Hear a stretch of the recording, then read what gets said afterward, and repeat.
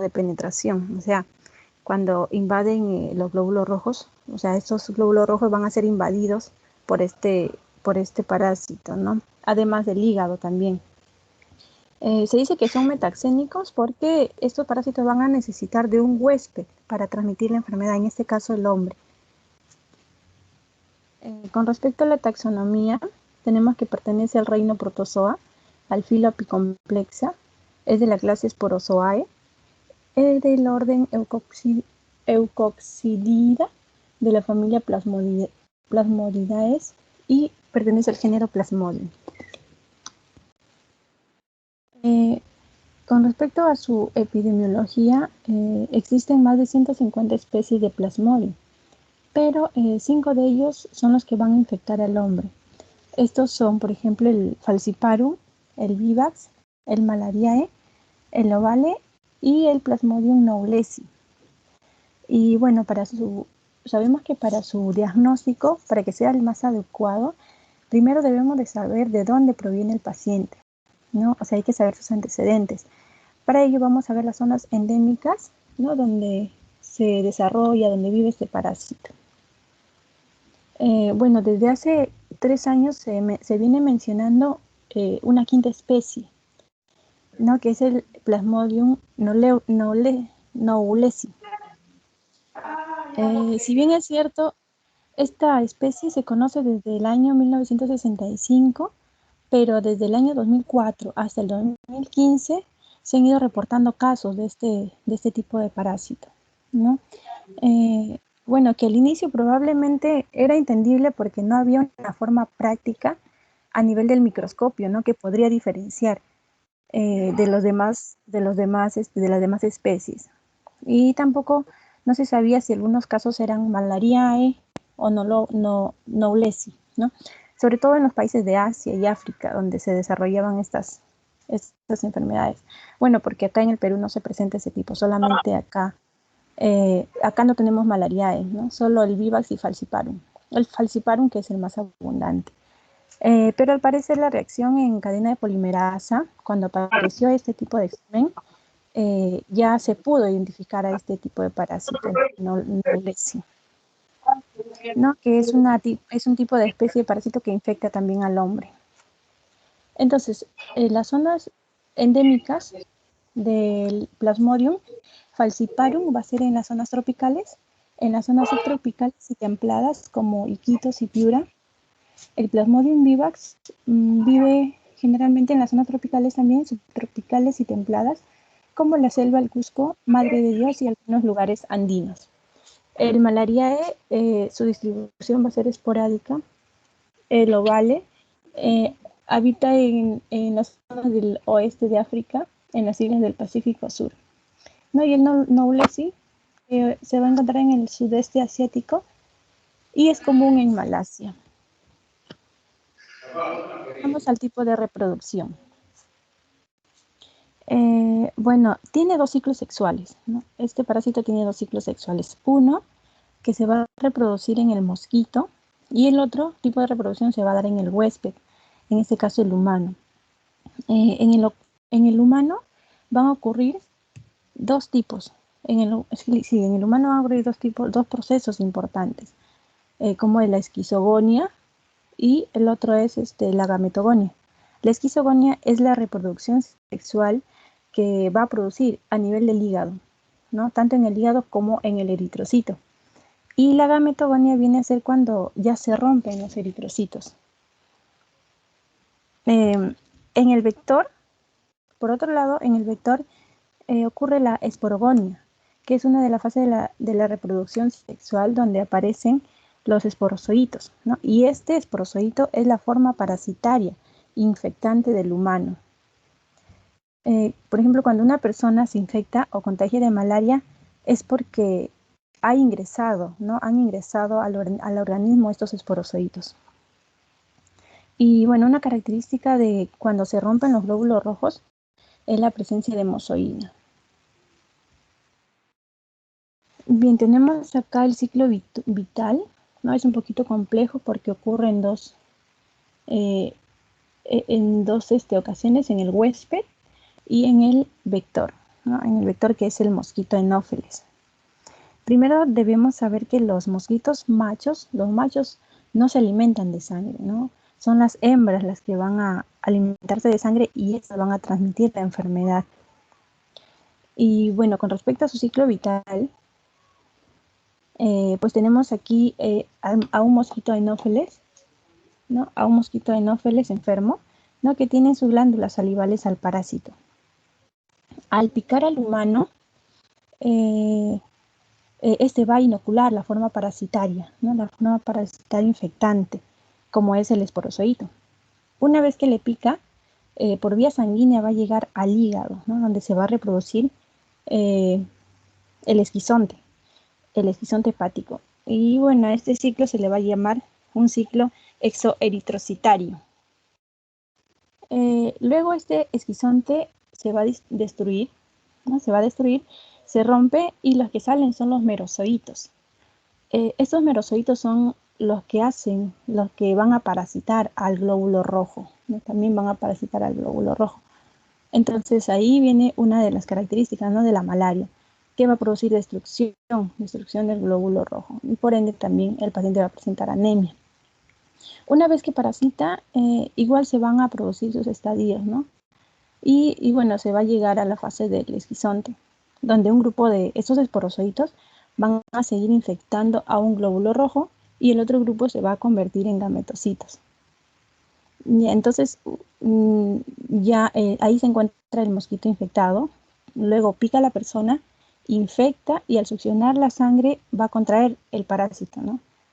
Entonces, este Anopheles ya ha adquirido la forma infectante parasitaria y se va a producir su ciclo sexual dentro de él, ¿no? Específicamente en sus glándulas salivales.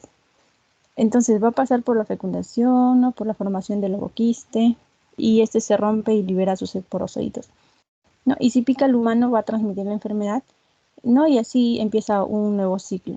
O sea, este ciclo vital tiene dos partes, una en el humano y el otro en el vector. Y las formas evolutivas tenemos los esporozoitos, ¿no? Que es la forma parasitaria del hombre. Los hipnozoitos, bueno, solamente lo vamos a ver en el Plasmodium vivax. Y bueno, son las famosas recaídas que producen, ¿no? Los trofozoitos jóvenes y maduros va a ser la forma parasitaria definitiva del hombre. Los esquizontes son la forma parasitaria definitiva también del hombre. Los merozoitos es la forma parasitaria infectante, ¿no? Del glóbulo rojo sano. Una vez que ingresa el esporozoito, ¿no? Dije que se va al hígado y se produce el esquizonte hepático. Se destruye y salen los merozoitos, se liberan. Y esos merozoitos son los que van a parasitar al glóbulo rojo, ¿no? Ahí penetran en el glóbulo rojo. Y los gametocitos finalmente, que es la forma parasitaria definitiva en el hombre, es la forma parasitaria definitiva en el hombre y también para el mosquito. Y es la forma infectante para el mosquito. Bien, entonces ahora tenemos la identificación de los diversos estadios del ciclo esquizogónico. Tenemos acá los protozoitos jóvenes, ¿no? Acá en el número 1 vamos a observar en toda esta columna, vamos a observar la forma de estos trofozoitos. Tiene forma anular, de citoplasma azul, aspecto amarillo y van a presentar núcleo rojo. El parásito va a ocupar un tercio o un cuarto del área del hematíe, ¿no? Como vemos acá. Se observa solo un trofozoito en cada hematíe, nunca va a presentar dos.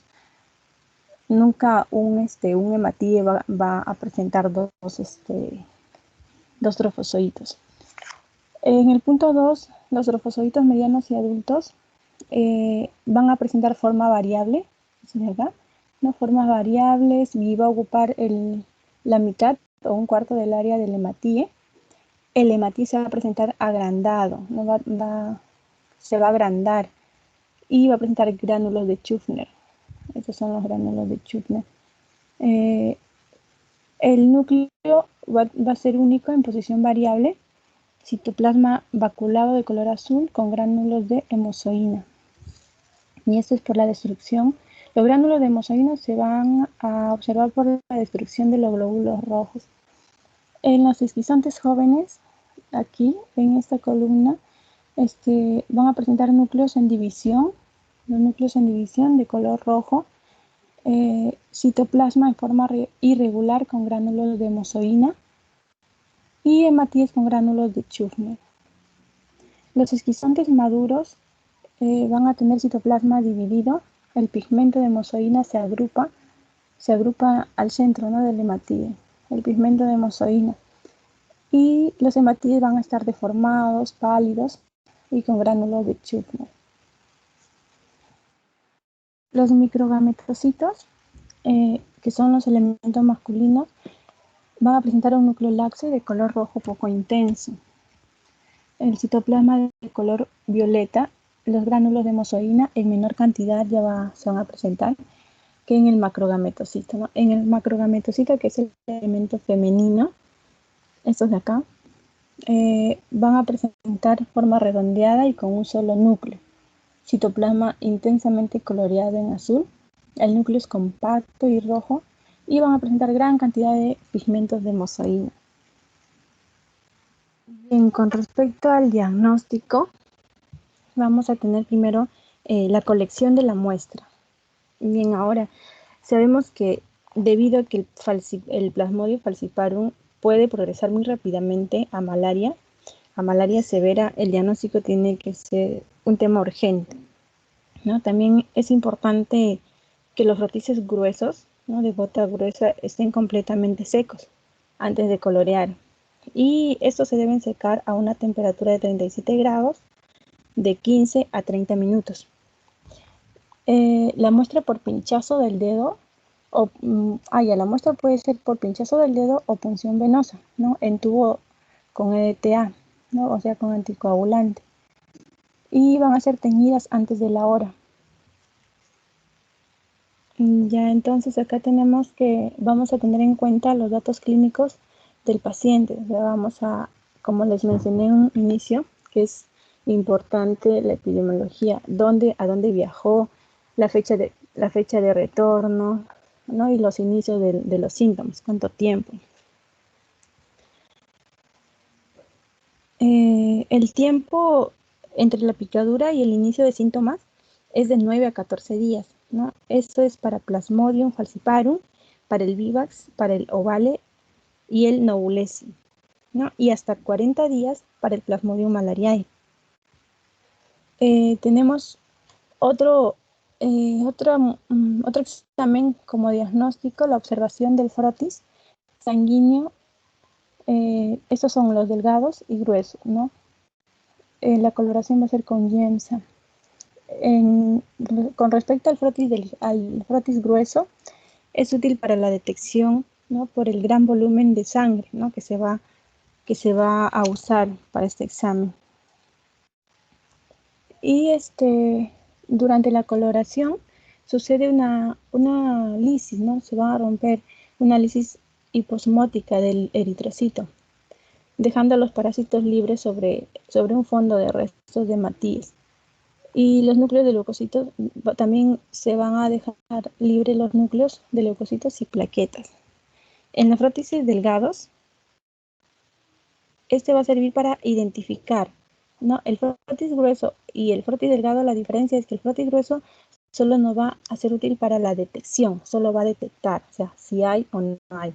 El frotis delgado sí va a identificar a la especie. Vamos a ver si es un falciparum, malariae, ¿no? Y entonces va a identificar especies.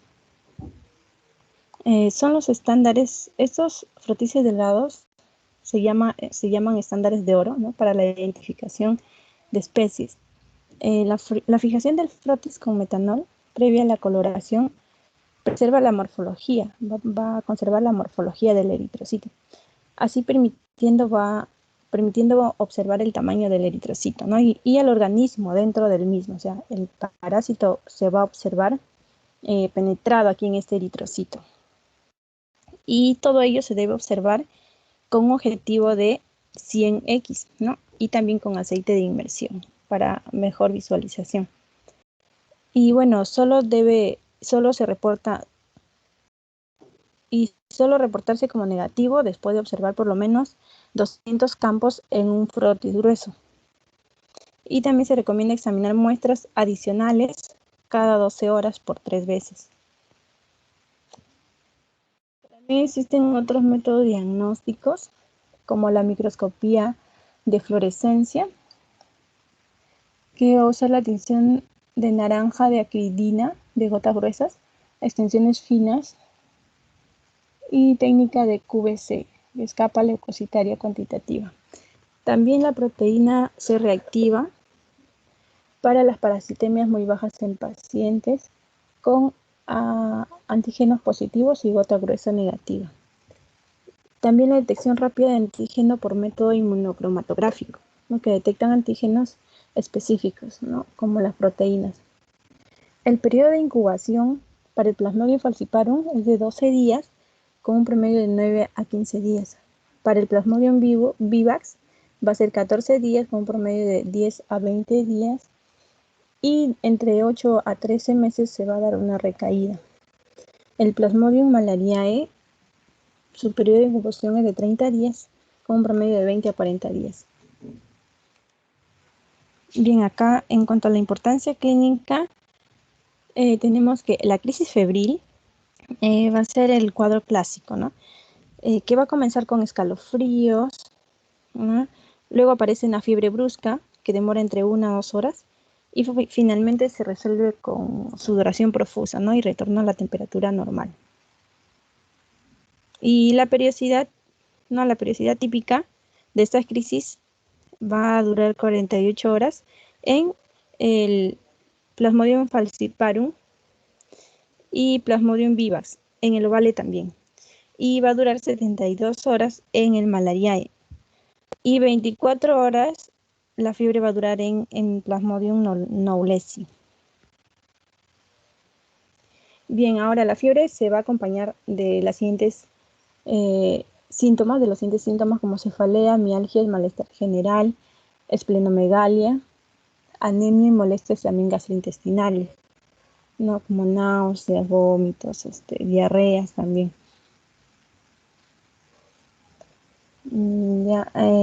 Tenemos que para el Plasmodium malariae también infecta preferentemente a los eritrocitos viejos y puede causar también parasitemia crónica sintomática, que esto va a perdurar por muchos años, ¿no?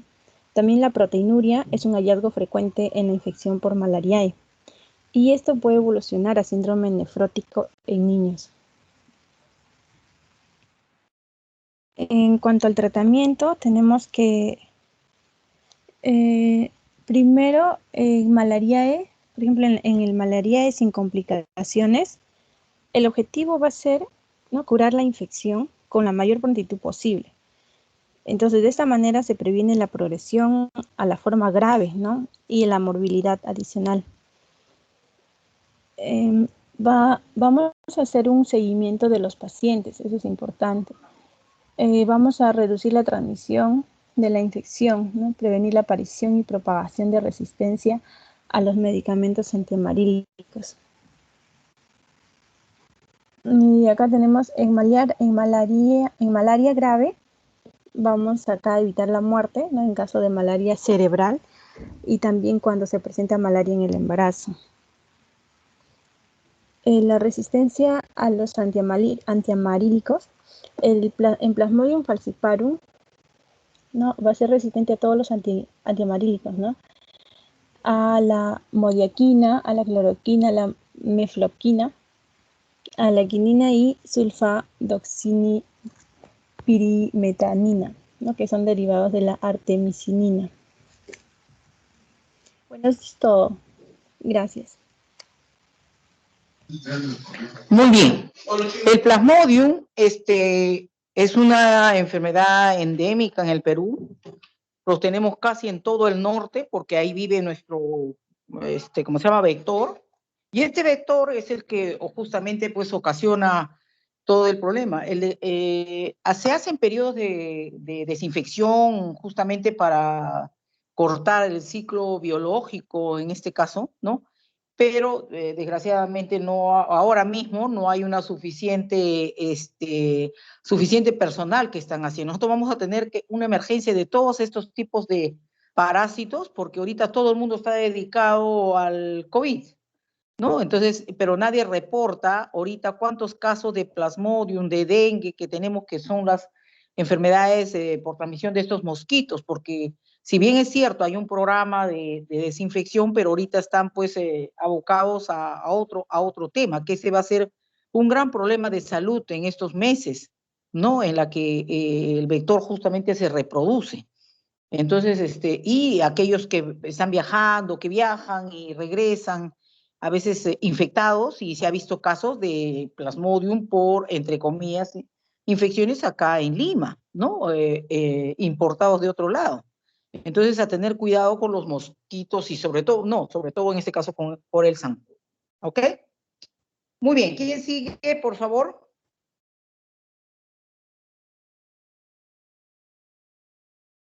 Doctora, buenas tardes. Soy Javier Cruz, doctora. Lo que pasa es que en San Martín se nos fue la luz y mi compañero Pedro, su batería ya no daba más y la cosa es que no podemos conectarnos mucho. Ya, no te preocupes porque también he andado con dificultades con mi computadora, pero al menos te estás reportando. Tú eres Cruz, ¿no? Sí, doctora, lo que pasa es que hoy iba a exponer, lo que pasa es que no podía proyectar. Encima mi batería está en 5, ya se va a morir. Y como no hay luz Ya, en San Martín, por eso es que el compañero Pedro no se pudo conectar. Es que los dos ya. vivimos ¿Qué te en San tocaba a Martín, ti, doctora. Cristina? No, perdón, Lupe eres tú, ¿no? Lupe, ¿qué te tocaba a ti? Toxoplasma, doctora. Lo que pasa es que voy a exponer con Pedro ya el lunes. Ya, está bien. ¿Alguien más que le toque exponer hoy día y que quiera adelantar su exposición? Porque estamos con 30 minutos todavía para, a ver, 30, sí, 30 minutos. Sí, Pedrito me dijo que iba a exponer Isabel y Katy. Isabel y Katy. Ya lo adelantamos, no hay ningún problema. Muy bien tu exposición, Cristina. Te felicito, está muy bien, sobre todo bien didáctico para que lo que después más bien cuando hagamos lo que es el repaso, bueno, acá, a ver, aclárame, Cristina, tú has hecho Yardia también, ¿verdad? Doctora, Doctora, la que expuso fue Katy. Yo hice Yardia, pero la que expuso ahora fue sí, Katy. doctora. Yo acabo de Allá, exponer Plasmodium. ¿quién es ahorita? ¿Quién ha puesto Yo soy Plasmodium? Caterina Montalbán, doctora. Ah, perdón, es que tengo que poner la nota y entonces aquí estoy en un problema, porque como estoy también con mi celular, Caterite Montalbán. Tú has hecho, ahorita, Sí, Caterín, has hecho Plasmodium. sí, doctora. Ahora sí, ya está. Ahora sí, borro acá a Cristina. Listo, ya está. Muy bien, Cristina lo que ha hecho es Yardia. Perfecto. Listo, a ver, ¿con quién empezamos entonces? Porque creo que hay dos expositores hoy día. ¿Más? Sí, yo voy a exponer, doctora. Ya. Voy a proyectar un ratito. Ahora sí eres Cristina. No, soy Isabela Nakamura. Ah, Nakamura. Es que todavía no sale la Isabela Nakamura. ¿Qué vas a exponer, Isabela?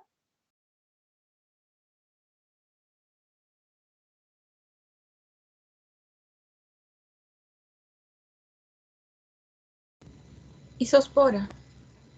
Isospora Bell. Correcto. Ya empezaron los coccidios. Qué bonito. Isospora Belli. Ya. Isospora Belli, Isabela, tú hiciste Leishmania, ¿verdad? Sí, también hice Leishmania. Perfecto. Estoy colocando nota para las dos exposiciones, ¿ya? Listo, muy bien. Entonces empecemos, ¿sí? Sí, ya se puede ver mi pantalla. Sí, sí, lo logro ver.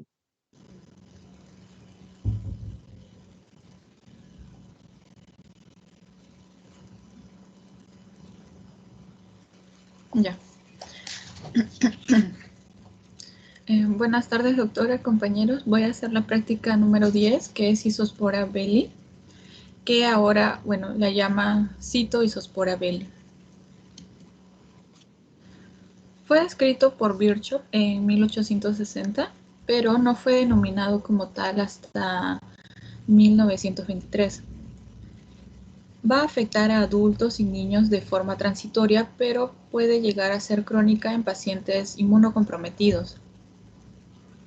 Ha sido también implicado como agente etiológico en las diarreas del viajero y es la única especie isospora que parasita al hombre.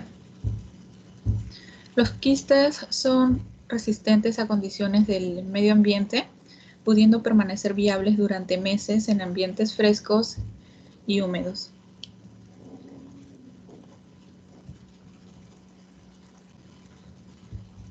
En cuanto a la clasificación, pertenece al reino Protista, del filo Apicomplexa, familia Coccidias y el género Isospora.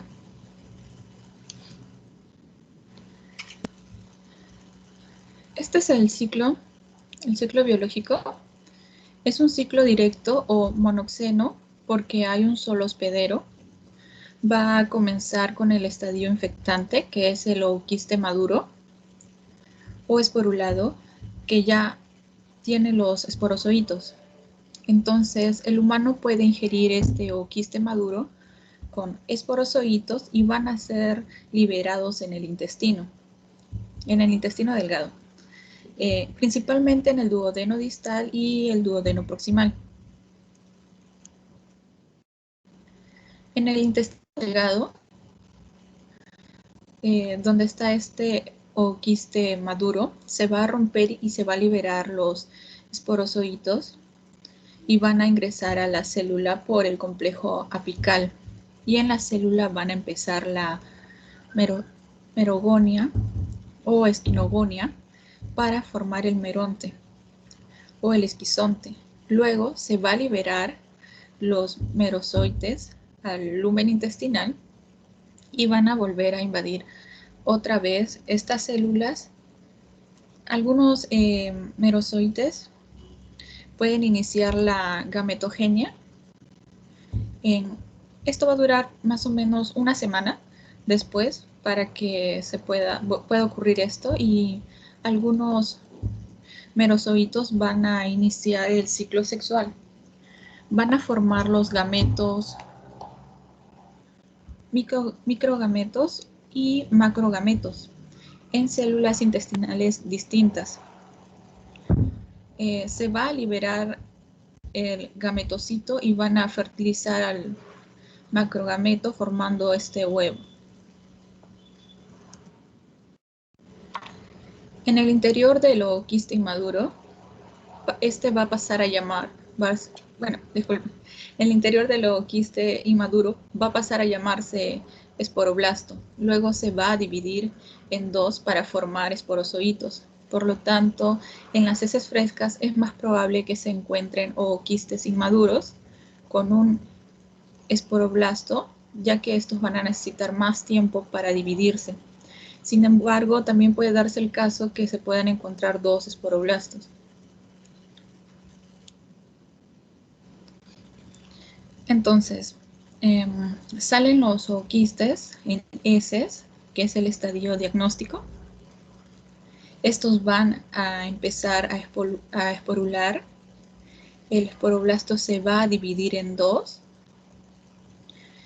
Y con el tiempo estos esporoblastos van a formar una pared quística alrededor y van a pasar a llamarse esporoquistes. Después, cada esporoquiste se va a dividir dos veces, produciendo 4 esporozoitos. Entonces, como ya hay esporozoitos, el ooquiste maduro va a pasar a ser ooquiste maduro. A todo este proceso se va a llamar esporulación o esperogonia y puede durar mínimo 3 días. Por eso la transmisión directa, o sea, el fecalismo directo, va a ser casi improbable. Acá tenemos una imagen de un ooquiste inmaduro. con un esporoblasto. Acá un ooquiste inmaduro con 2 esporoblastos.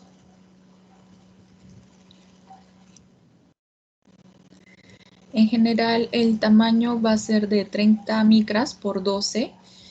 Este sería un ooquiste maduro porque vemos en su interior 4 esporozoitos.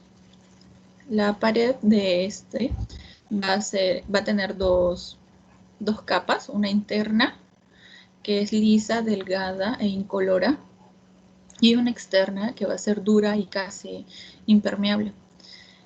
Y bueno, hay que recordar más o menos esto: 1, 2, 4. Este va a ser un ooquiste maduro, 2 esporoquistes y 4 esporocitos. En cuanto a la epidemiología, tiene a tener una distribución cosmopolita y es más frecuente en regiones tropicales y subtropicales. Es causa frecuente de diarreas en pacientes inmunodeprimidos. En pacientes de VIH, por ejemplo, la prevalencia va a ser de un 12%. El huésped es el humano, solo se transmite entre humanos y el humano puede actuar también como un portador asintomático. El hábitat es intracelular obligado. El estadio infectante es el ooquiste maduro o esporulado, y el estadio diagnóstico en heces es un ooquiste inmaduro, principalmente con un esporoblasto. Las vías de infección oral y el mecanismo de transmisión es indirecto por fecalismo ambiental, porque tienden a madurar este ooquiste. Se puede dar por consumo de alimentos o bebidas contaminadas. En cuanto a los grupos de riesgo, en general todos se pueden infectar, pero tiene cuadros más severos en niños, jóvenes e inmunodeprimidos. Y el periodo de incubación es de una semana aproximadamente. En cuanto a las manifestaciones clínicas, los síntomas están relacionados con el estado inmune del paciente. Un portador sano o asintomático, generalmente el portador sano va a ser asintomático y los adultos van a ser el reservorio. Puede causar diarrea aguda, intensa y acuosa, y que puede durar entre 6 a 10 días. No suele tener ni moco ni sangre. Suele acompañarse de dolor abdominal, náuseas, fiebre leve, mala absorción, pérdida de peso, deshidratación. Puede haber eosinofilia también. Se va a ver eosinofilia. En la diarrea persistente es más común en inmunodeprimidos y niños. Puede durar semanas o meses y suelen ser más severas. También se ha descrito infecciones extraintestinales. Esto es más raro, pero es común en inmunodeprimidos y se puede dar por vías biliares, vaso, hígado y ganglios linfáticos. En cuanto a la patología, esto va a depender según la gravedad del cuadro. La mucosa puede tener apariencia normal si el cuadro es leve. Los principales cambios histológicos son atrofia de las vellosidades, cuando hay síndrome de mala absorción, y también podemos ver una hiperplasia de criptas. En un examen de sangre podríamos ver eosinofilia y también puede haber necrosis de mucosas intestinales. En el diagnóstico, como he mencionado, lo podemos ver en heces. Sin embargo, en casos severos se puede ver los ooquistes con un examen directo con Lugol. Puede que debido a la escasez de ooquistes en las heces, ya que son también transparentes, es útil usar técnicas de concentración, por ejemplo, la técnica de Faust, y la tinción Ciel-Nesel modificado. También,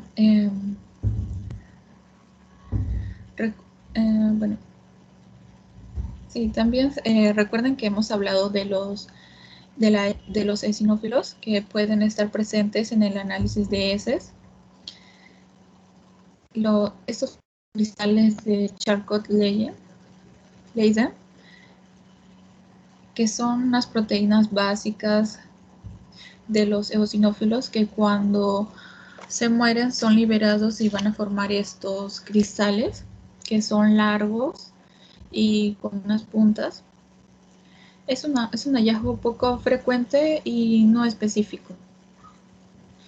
La autofluorescencia también es importante en el caso de Isospora, y si lo anterior no es un descarte y la sospecha es alta, se puede realizar una biopsia o un aspirado duodenal. En cuanto al tratamiento, en todos los pacientes se debe dar este soporte de fluidos y electrolitos más soportes nutricionales. La terapia antibiótica en pacientes inmunocompetentes va a ser importante solo si los síntomas no paran, o sea, si siguen con diarrea. En pacientes inmunocomprometidos se debe dar tratamiento a todos. Y los medicamentos de primera línea que se recomiendan son la trimetopina sulfametaxazol. En cuanto a la profilaxis secundaria, es decir, se puede dar a un paciente que ya ha tenido Isospora belli y sabemos que tiene alto riesgo de recaer, se le hace una profilaxis secundaria con el objetivo de disminuir este riesgo. Se va a usar también la trimetopina sulfametaxazol con estas indicaciones, estas dosis, y se da en pacientes generalmente con VIH y con CD4 menor de 200. Se recomienda que se descontinúe la profilaxis una vez que el CD4 va a ser mayor a 200 sostenido por 6 meses. En la prevención, bueno, se tiene que evitar aguas contaminadas, hervir bien el agua, usar cloro también para el lavado de verduras, frutas, y bueno, la higiene personal también es bastante importante.